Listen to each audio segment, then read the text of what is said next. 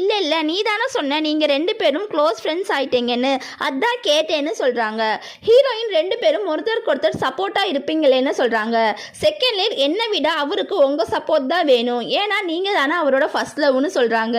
ஹீரோயினும் செகண்ட் லீடுக்கு அவங்க அப்பாவை கண்டுபிடிக்க ஹெல்ப் பண்ணுறாங்க. ஹீரோயின் ஒரு ஃபோனில் அந்த நம்பருக்கெல்லாம் கால் பண்ணுறாங்க. செகண்ட் லீட் ஒரு ஃபோனில் கால் பண்ணுறாங்க. குட்டி பையன் கால் பண்ண நேமில் டிக் பண்ணுறான். அப்போ ஒருத்தவங்க செகண்ட் லீடை தெரியுங்கிற மாதிரி சொல்கிறாங்க. ஆனால் எதுவுமே சொல்லாமல் ஃபோனை வச்சு சுவிட்ச் ஆஃப் பண்ணிடுறாங்க.